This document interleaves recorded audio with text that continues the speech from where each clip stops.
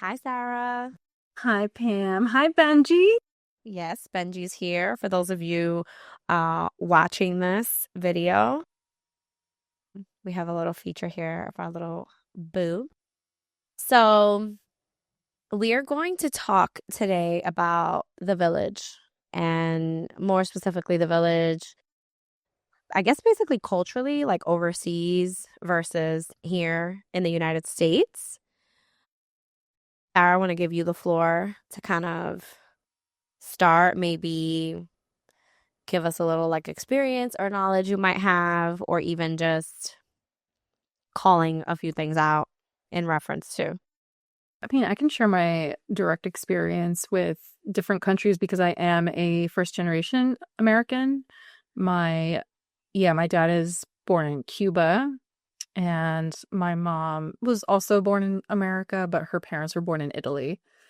So, I've got a real close view of what it's like to be a part of a village elsewhere from stories that have been shared with me and from my Mm-hmm. dad's own experience. Okay. And by my vicarious experience through him and, my family.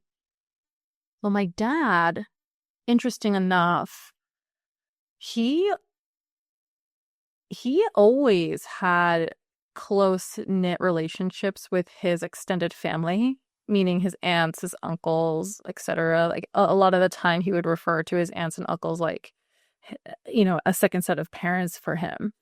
Mm-hmm. And when they decided to leave Cuba, they all left together. And yeah. And then they went to go live in Spain for a little while, and everyone was still having kids. My dad left Spain when he was, or no, left Cuba when he was 2. They moved to Spain. And then I think 5 years later, my grandmother had my uncle. All the while, there's cousins popping up everywhere, and everyone is always enmeshed together. Like, everyone lives within walking distance of each other, or if not, living with LOL. each other. Yeah, LOL, right? So they built their village and chose to move their family together in the same places. Even to this day, a lot of my dad's family is still within an hour of each other, maybe less. Wow. So, yeah. So he grew up very, very close knit with his extended family, which meant that his mom, my grandmother, had the village of her in-laws, her brother, her her mother. So it was always there was always family around all the time. And there was never a question that one of the moms was going to have another companion mom with them via Wow. family. Yeah. And then fast forward to when my mom and dad had me, um, we lived with my grandmother until I was 5. And yeah, and it was me, my brother who's 16 months younger than me, my grandmother, my parents, my uncle, my dad's brother, and a cousin. So 7 of us, like, living in this 2-bedroom apartment. But it was Nice. It was nice it and was a warm. yeah, but you know what? You want to know what? I never felt small. I never felt cramped because not everybody was there at the same time ever, really. My parents worked night shift, my uncle worked night shift, so it was really just like my brother, my cousin, my abuela there a lot of the time. And it was just nice. I never felt like I was longing for my family or my parents. I didn't go to daycare because my parents had that village available to them. Mm, Um, that's a point but of I can't care. say the same. Like, that's not the norm now, and it's not the norm in this country. Um, and I think, like, for me, I was able to see that personally because my family is new to the United States. Mm-hmm. But I feel like for a lot of others whose family have been here for a long time, that village is just dwindling and dwindling and dwindling with every generation. Yeah, So, I have to second with you. Like, so my parents immigrated here. They already had 3 children, just to give you like that background. My 3 older brothers came here when they were anywhere between 8 or 9 and like 12.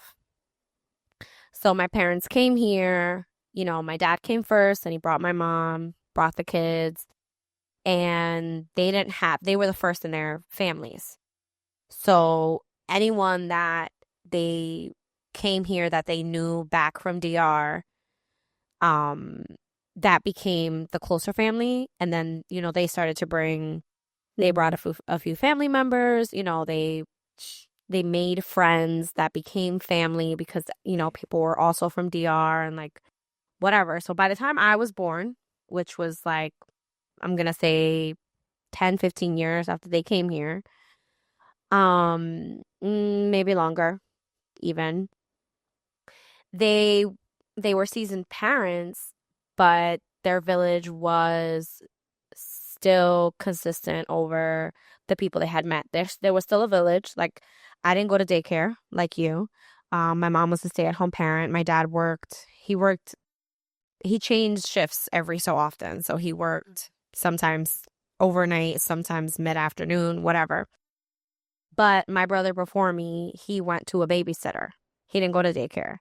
His babysitter was someone's mom or someone's yeah, grandma yeah. that had the 7 or 8 kids of the people, whoever. And my experience was different because I didn't have that experience, but I heard the stories. I heard the stories of like, the drop off when my dad was still working and my grandmother had passed away in DR. My mom had to go back and forth for the first year or two. She had to go back and forth to DR. And my oldest brother's mom, she had a daycare like in her house. At 6:45, my dad would drop me off in the summertime. He would drop me off and I would be there until 4 or 5 o'clock. And there was a bunch of kids and like that was it. But the village in that sense was you knew somebody who knew somebody who knew somebody that had a daycare in their house. Which was pretty And common. it was There were a so lot of common. home daycares. Like, can you even imagine a home daycare now? To be honest with you, actually, I wish I would have taken a picture. But when I went to Yankee Stadium at the beginning of April, we were driving through the Bronx and the front of someone's house had a sign and it was like, Senora something daycare. And like it was in her house. It was in the house. Mhm. But you're absolutely correct. I know that a lot of it is liabilities and I understand those things. I'm not saying yes or no on that aspect. I know there is a liability and people don't want to deal with insurances and etc. But on the other end, to your point, you were always surrounded by family. Hey, I'm first generation, I guess, in that sense. I don't know 97% of my cousins. Mm. If they could be walking down the street and I didn't know them because they didn't come here, because they weren't here. And the ones that did come here, they had to make a life elsewhere because they couldn't in New Jersey, so they had to be in Long Island or whatever. And on that end of it, I do want to kind of tell a little bit of a story of like, so I went to Dominican Republic in February and I went with the baby and that was its own adventure because yes, culturally all those things, but one of the things that sticks out to me was how just the neighbors even were like, "Oh my gosh, look at him. Oh, be careful." And like they were part of my village for the month that I was there. They were like, "Oh, do you need to go to the store? We'll watch the baby." Or like, "Hey, I got to go a little bit further to like the bigger supermarket. Can you guys, the babies or the kids are in the house. Let's say they're 7 and 10. They're in the house. I can't afford to take all of them on a motorcycle. Can you just keep an eye on them while I run out and go do this thing?" And like, I I know my neighbor next to me. I don't know anyone else really on my street. Just to tell you, Mhm. like, how dwindled that is. Like the people that I would trust with my kid, everyone lives an hour and a half away. So like it's very interesting here in the United States how through generations, again, you know, I lived in an apartment building, everyone knew my parents, everyone was on top of the kids and like, you know, paying attention, to where like now, I guess at the end of my generation to now our future, our children, they don't have that. They don't have that like overextended of their cousins or anything like that. And I mean, for my kid, for sure, like his cousins are at least an hour and a half away. Our best friends are an hour and a half away. So it's very interesting how that varies by generation. And then I guess now, I guess by culture, by country, even. I definitely think it's a cultural thing. And I think a lot of it came about, going back to your point about liability and stranger danger, and, you know, everybody has a lot of access to information about others, which is, I don't know, I think in a way, I think that contributes to our caution around other people. For example, our neighbors. Because to your point, I don't know my neighbors down the street either. I know my next door neighbors, and that's Wait, about it. next door neighbors, your parents? My parents live next door to me, which is, we'll talk about that piece of my village in a bit. But yes, my parents live next door to me, but on the other side I have other neighbors that have children. And Oh, I don't know. yeah. They have they're two boys, they're a little bit older, they're school aged, grammar school aged. I know them because they live next door and they're outside all the time, but down the street, I couldn't tell you. And it's really interesting because I go to where my abuela lives now, and she lives in a high-rise, you know, a senior living place, but she's got people coming in and out all day long, just checking in, saying hello. And I'm like, oh, who's that? And she's like, oh, that's my friend from the 7th floor. Oh, that's my friend from the 15th floor. Oh, that, you know what I'm saying? So it's like that generation holds on. I know, but like, I feel like that generation just holds on to that village mentality. Like, you know your neighbors, you know who to go to in your vicinity just in case, you know? I can't say the same here, and nor do I feel like I have the natural inclination to seek that out. And I wonder, and I wonder why that is. Is it because I feel, of course it's the internet, you know, but I am serious though. I think we have too much access to information. So if I wanted to, I could look up the house down the street, that address, and figure out everything I wanted to about it. So I don't know if it's that. I don't know what happened to, you know, love thy neighbor kind of mentality, you know?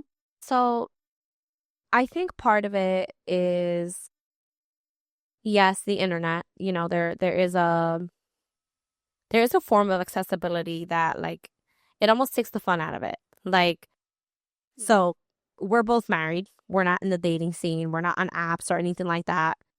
My best friend is single, and she's prone to, like, if she matches with a guy or she goes on a date with a guy, she'll look him up on social media. Of course.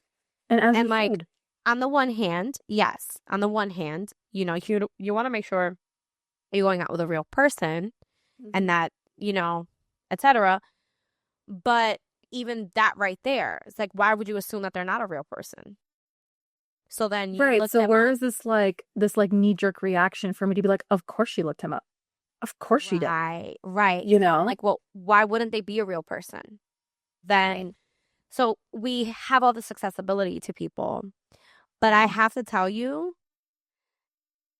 fully, I mean, maybe you have, but I don't know most people that have looked up the address of the neighbor that they don't know to look up the person. They haven't even done that. So even with the accessibility to that, They haven't looked them up.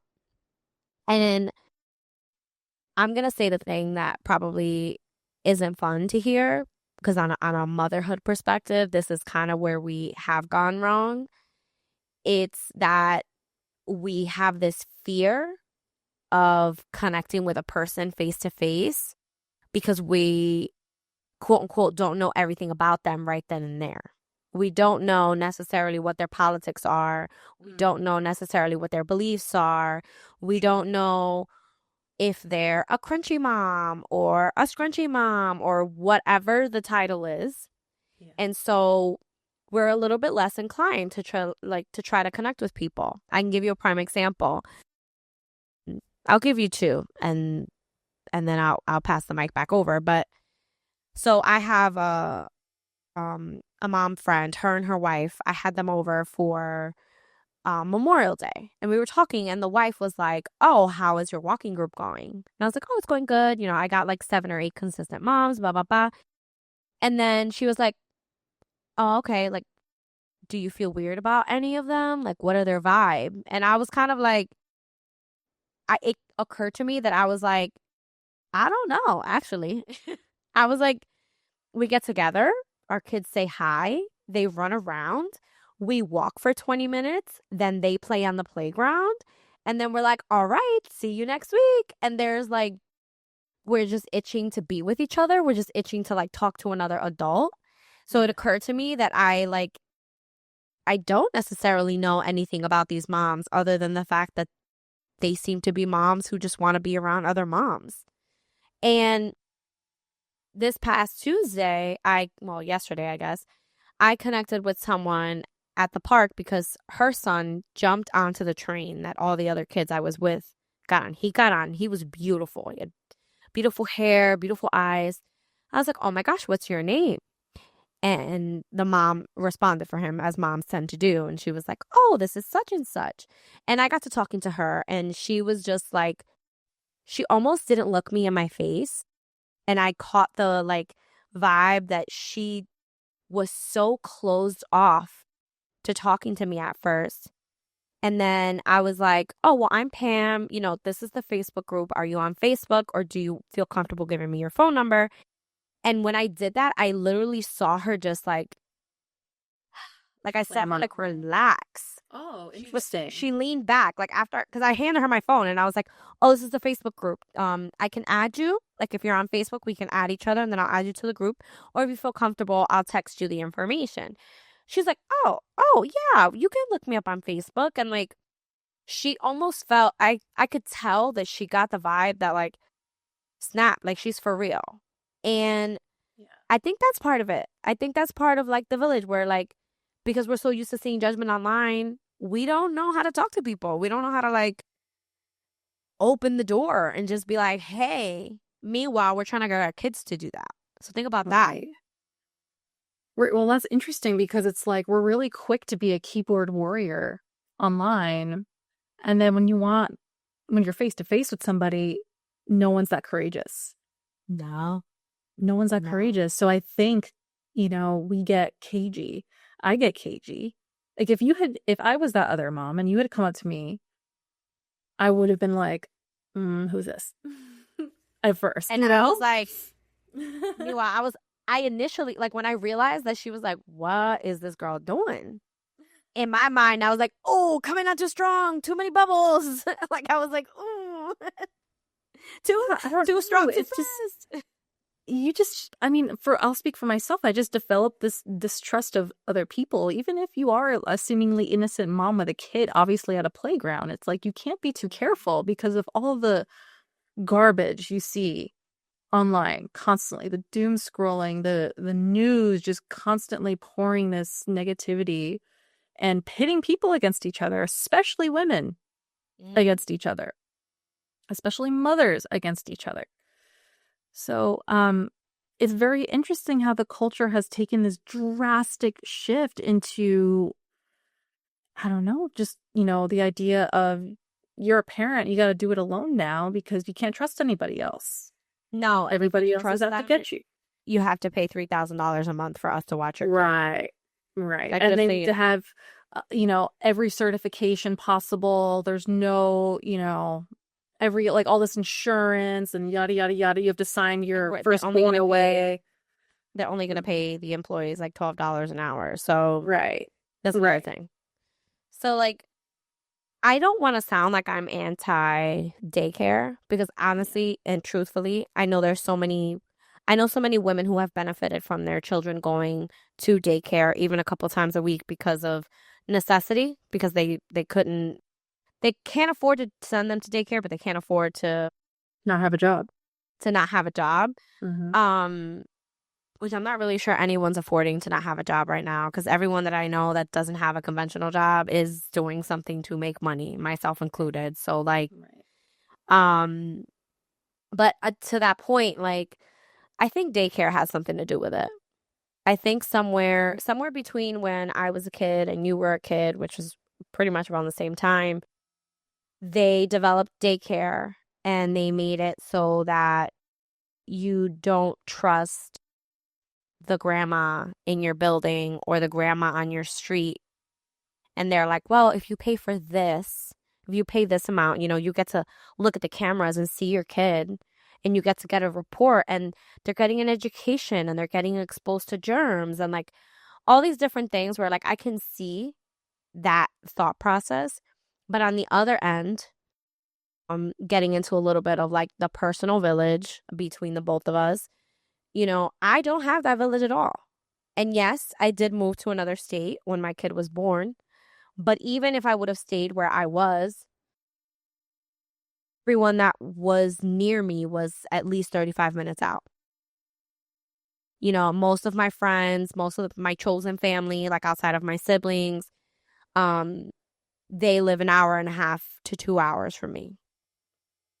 So as a stay-at-home parent, my village is me and my husband, and whoever I can connect with online, whatever virtual way that I can do that. And that has carried me to a certain point.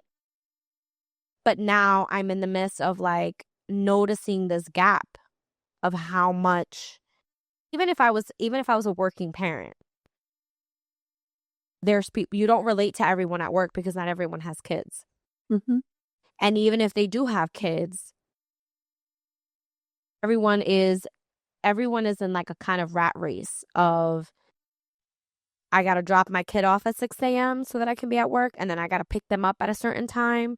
And like, even still with daycare, you still don't have a village, because if you can't pick up your kid, who's going to pick them up? Because that would be my story right now. If I had to take my kid to daycare, who's going to pick up my kid if I can't for whatever reason? You see what I mean? So like, it's very interesting in the contrast of how my day-to-day is here. And then I was in Dominican Republic for a month, and I was so on top of my kid, and I was so like, I'm the one that does this, I'm the one that does that at some point my sister-in-law was like, I'm making breakfast, go sit down. And then there was like, okay, you're looking down for a nap. What a weird concept to think about that. Right. And she was like, oh, the baby's napping? Here, leave him with your brother. Let's go for a walk. Let's go to the store. Let's go up the street to my sister's house and like go sit by the pool. Like, those were things I experienced. And there was constantly people coming in. Oh, was that your monitor? It's okay. This is the real. This is the real. This is the real. Baby girl woke up at 10:03 p.m. while we're recording, because this is the time of day that we can record because our kids are exactly. And guess who's in my village who's gonna go tend to that? My husband, who worked all damn day. Yeah. And put her down for bed and just got out of the shower.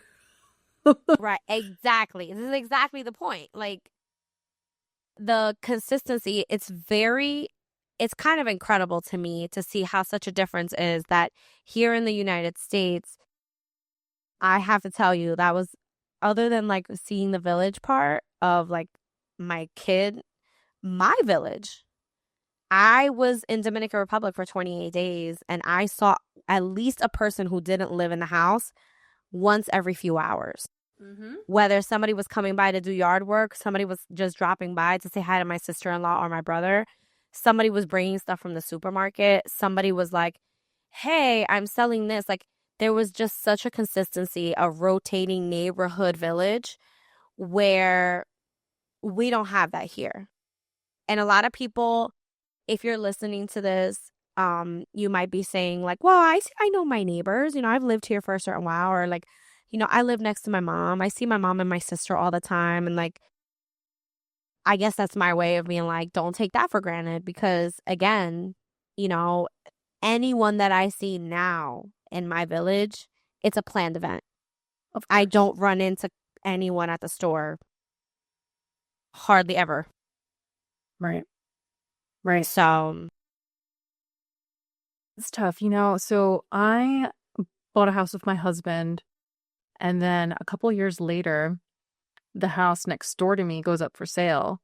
And I basically begged my parents, who had no plans to move or whatever, they were in the forever home. I said to them, hey, the house next door is for sale. You should buy it. You should sell your house and buy it. Half kidding. But, when they bought it. and they bought it because they still have the mentality of that village they both grew up with. Mm. You know, they both grew up with that kind of revolving door of guests, you know, as you put it. You know, my mom is one of 4. So there was always some friend, some boyfriend, some cousin, some whatever coming to her house all the time. So I think their idea of this opportunity presenting itself with their daughter, who at the time was planning to have a baby, was really enticing for them. So enticing that they sold their house and bought a new one right next door. Now, unfortunately, they are both still working and they both really need to keep working because they just bought a house. And, you know, but they both work night shift, which means they have to sleep during the day. They have to. So although they're next door, I don't see them all too much. Everyone tells me all the time, oh, you're so lucky your parents are next door. Oh, you must be, you know, you're so fortunate to have, you know, built-in childcare. And I'm like, no, my parents still work and they still need to rest. And the expectation for them to come and watch my child is hard on them. And they can't do it all the time. Like, they do their best. They come whenever they can. They have a lot of sleepless days because they work nights.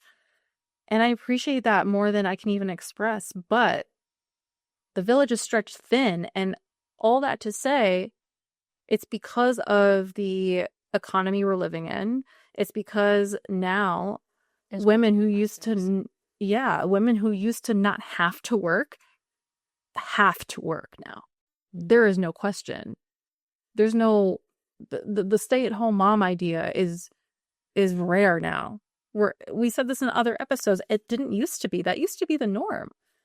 But then, you know, feminism and economy and government and what have you really pushed women into the workforce.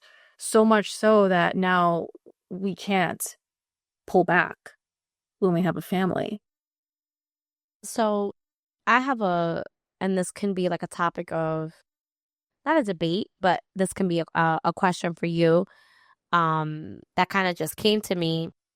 You made the statement that you listed the factors. You know, here in the United States, we are faced with the economy. We're faced with feminism, different politics, different changes of things. The economy, I think, largely plays into the lack of village because, just case in point, you know, you and I used to live in the same town. Mm-hmm. And if it was not because of the taxes in the state that I used to live in, which was New Jersey, because you can find that out. That's public record. If it wasn't because we couldn't find a house in New Jersey because of the economy, I wouldn't live in Pennsylvania. We would still live in the same town, more than likely. And guess what? We would be together all the time. Our kids will all be the together time. all the time because why not?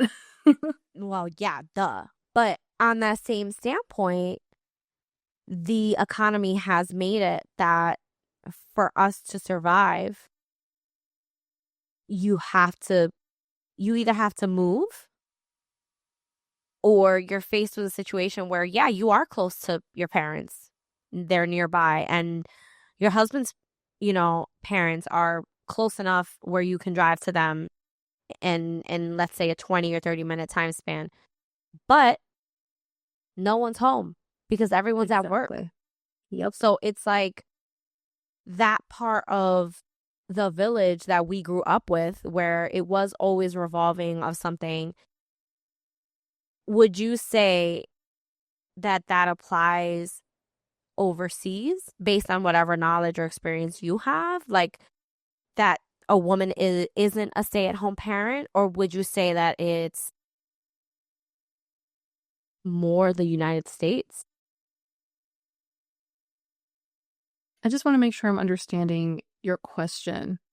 So, are you asking overseas, is it the role of the woman overseas is to be at home and not work?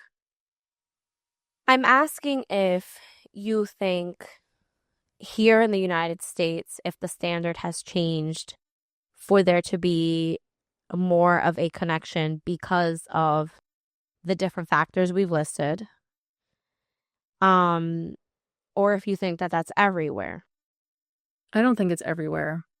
I think it's unique per country and per culture. Mm-hmm. I even think per culture is a little bit more accurate, even within the United States. Mm-hmm. I think the importance of remaining connected to your extended family changes from culture to culture. I feel like, though, the more strapped for basic living needs that we become as a nation, the more divided we become, and the more pressure we feel to provide for our family in a way that's not with presence, but with money. Basic necessity. Yeah. Yeah, because I need to go to work so that my daughter can eat. It's not, I need to go to work so my daughter can have a toy. The necessity for basic living has become a really big burden on a lot of people here. And I think the burden becomes even stronger on communities that were already struggling to begin with. Now the struggle is even deeper. So where do you go from there? You talk about childcare and the cost of daycare. Well, if people who were already struggling financially have to go to work, how are they paying for childcare? Childcare is not free in a lot of areas. Preschool is not free in a lot of areas in the United States. So until your child is of school age, if you have to go to work to put dinner on the table, someone has to watch your kid. Who's going to do it? I don't know. Yeah, to kind of answer my own question, I agree with you. I do think it is culturally different. I don't think, I'm only going to speak from my standpoint for the Dominican Republic, and then I'm going to say what I have read from other places. Taking out the options of paid maternity leave, taking out those things in general, I'm just going to stick to, the role of mom. There are women still go back to work in other countries. Yeah. The village exists because grandma is retired. Grandma's, I'm going to use a very light age of like 65, 70 in the Dominican Republic, if you're that age, um, you got some kind of pension retirement ish, and the woman down the street that needs her kids taken care of when she goes to her job at the bank, she slides you a couple, a week or a month, or she supplies food, or she takes care of you in a different way. But Senora Lola down the street takes care of the kids on the block. And in the evenings and whatever, we make sure nobody's thumping music to disturb her. There is a nature of connectedness in that way. And I know that from my experience because that is the culture in the Dominican Republic. Whether you have a lot of money and your kid goes to private school or you live in a dirt house on the countryside, survival is different. It varies on all different scales, but you ultimately build a connection with the people close to you to make sure you're all taken care of. It's not, I'm going to take from Sarah's family, Sarah's going to take from Pam's family because I got to look out for mine. You know what I mean? Whereas here in the United States, everyone is like running around with blinders, and we're not necessarily looking at our neighbors because we don't know our neighbors. It's become such a thing where like people are constantly moving, and it's such a revolving door because people are moving because they need to go somewhere else to be able to survive or to find work. And that's across the board in the United States. Every state has its issues and whatever, but it ultimately turns into you don't know your neighbor, and therefore you don't trust the stranger next door to watch your kid. So you go to work because you have to get food, but also because now I don't know what town you grew up in as a kid, but there was Head Start. I went to preschool when I was 3 or 4. And before that, like, yes, the Boys and Girls Club was there, but you paid a small fee and then you were at the Boys and Girls Club. And then you went to preschool and you went to Head Start and you went to those things. And it seems to be like that's been eradicated now, that you don't. So even just on the very bare minimum of like preschool, but I would even be more inclined to say that from the moment you go home from the hospital, your village isn't there. Mm-hmm. Or they're showing up in a way that isn't helpful. No. And that's why we have turned to being online. We have turned to see the stranger who's across the country at 3 or 4 in the morning. She's going through the same colicky baby as you, and so you form this bond with this stranger because you don't know who they are, and they're just walking the same season of life as you right now. The same season of life as you, and it's really hard because you form this bond with this person that doesn't live near you, and then we're in such a great way. This creates this bond, and you're able to have this, but on the same token, you're not bonding with anyone around you because you don't know them. You're afraid to approach them. And quite frankly, you're too consumed in like your own thing to even realize that like outside of not having a village, other people don't have one either. Right. So if this is so common for every person to not have this village, like what's the common thread there that's created this kind of culture of villageless moms, villageless parents?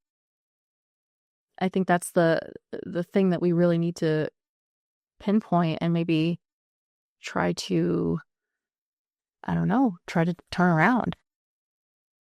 Yeah, I think that's kind of how we started this podcast because we're like, oh my gosh, we're not the only ones who and this is, if you're listening to this and you're part of either one of our villages, I know that I can speak for Sarah when I say we're not talking about you.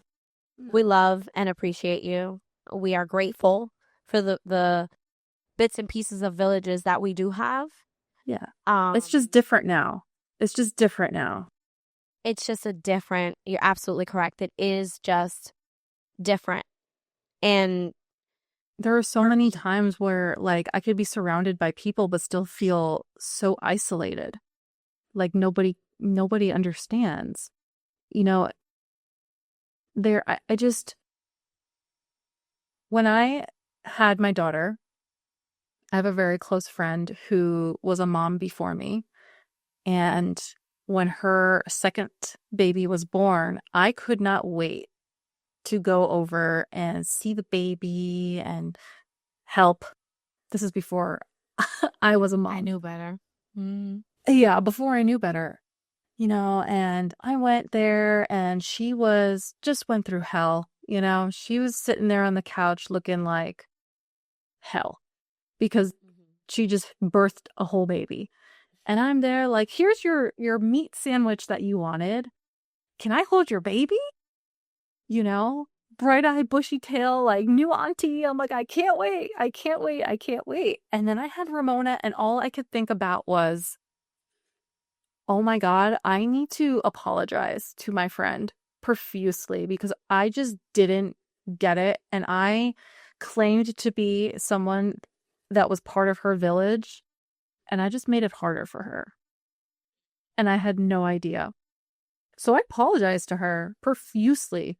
And she was like, stop. You don't need to apologize. You don't know what you don't know. And now you know. And let me just pay it forward. And, she has genuinely been so good to me. Mm-hmm.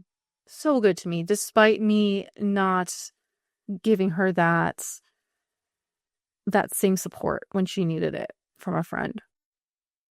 Fast forward to today, I visited my cousin who is 4 months postpartum.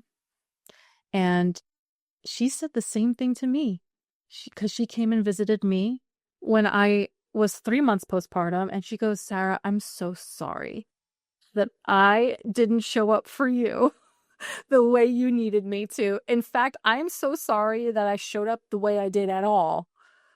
Like, because she's from out of state. Again, here we go. Family out of state, Mm-hmm. And it's so funny how the cycle continues and continues and continues and continues. It's like you have your childless friend or relative who just thinks they're in your village and they're doing everything they think is right and it's really nothing right and no support really. And then they become a mom and it's like, oh man, I'm so sorry. I'm so sorry. I wish I knew. But I don't think that happens all the time. I think villages that have seasoned moms as a part of the village, that just doesn't happen. Like that cycle, it's not a cycle, because Right. you have the seasoned moms that are like, sit down, new mom. I'm going to get the bottle. I'm going to get food for you. I'm going to get you water. I'm going to get you whatever you need. Don't worry about the house. I will clean it up for you. I'll do your laundry. Whereas now it's not like that. Now it's like, give me baby. I want to squish the baby, Yeah. I do have to say, as you were saying that, I had to think of the Rolodex of women that became moms before I was a mom. And a lot of them are a little bit older than I am. So I, in turn, was a little bit older. And I knew a few people who were teen moms. And then I know a few people who were like 30 somethings, also teenage moms, if you know what I'm saying. And they became moms. So these are two different standpoints in my life. So my friends that were teenage moms, I had no support for them other than let me hold a baby because I was a teenager with them. Yeah. And then on the other end, the women, I got a little bit older in my mid 20s and then I turned 30 and these women were having babies. And I've discovered that my way to show you love is to feed you. So I would just send these people food. That was my way of like being practical or helping, because they're far away. They're 2 hours away. I can't just come over and clean up before dinner. You know what I mean? Um, so my experience is a little bit different, but ultimately it still feeds to the, yes, you don't know what you don't know, but now we do know, and we can't support each other because there's a gap. There's just a gap, and I don't know if there's a real answer. I think it's linked to several things, but ultimately here in the United States, at least, because that's where we live, I know for sure that the multiple factors outside of, like, let's say us not knowing our neighbors and having to have multiple jobs and all of those things, that is primarily linked to the culture that your moms after 6 weeks need to go back to work because they can't afford to stay home because they need to feed themselves and the baby.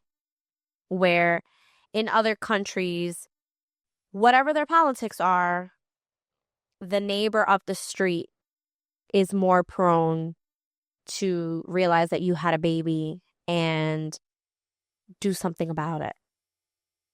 Bring you food, check in on you, notice that you haven't come out of your house in 2 days. Things like that, where, like, I made the joke to my husband when I was a couple weeks postpartum that it was actually, we had been here a month, and the neighbor directly across the street from us, that house sold and new people moved in. And I made the joke to him. I said, they don't know that I'm 4 weeks postpartum watching the U-Haul come up and down their driveway while I'm sitting there breastfeeding my child. They don't know. They don't know. They don't know that I'm watching this happen. And we laughed, and then he was like, oh my God, we don't know our neighbors. Like, that was his thing. He was like, oh my God, we don't know our neighbors. And so I think with this episode, I kind of want to leave it open-ended, but I also kind of want to say that if you're listening to this and you're in this predicament, and then you can say something to whoever's listening.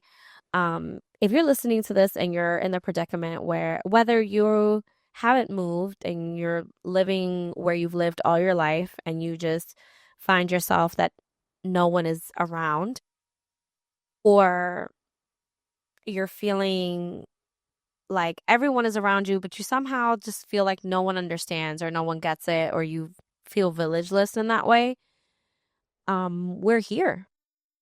This is the reason we started this podcast, and we're here to hold your hand, even if to start it's virtually. And the other thing I want to say is that from my shoes, because this is who I am,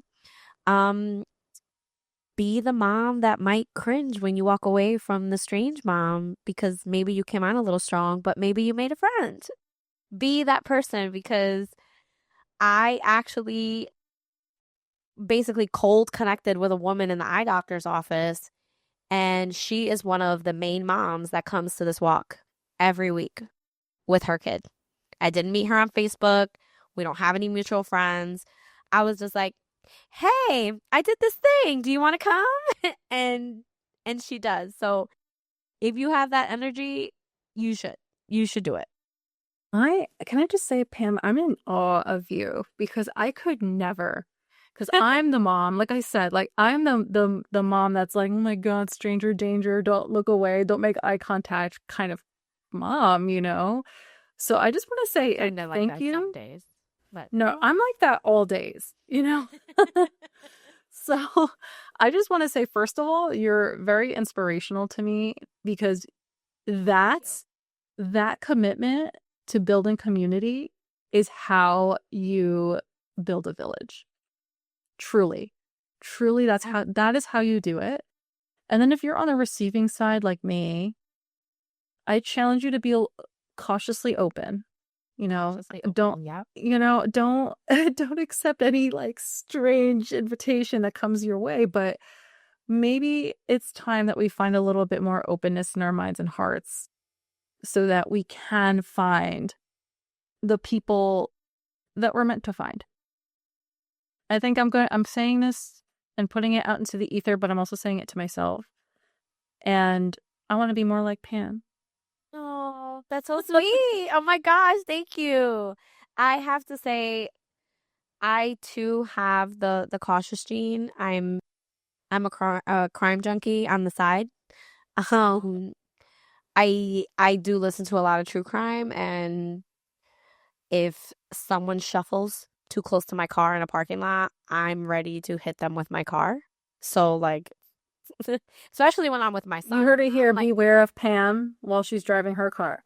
if you be, and you know what? Because the standard of like being a crime junkie is a completely different podcast.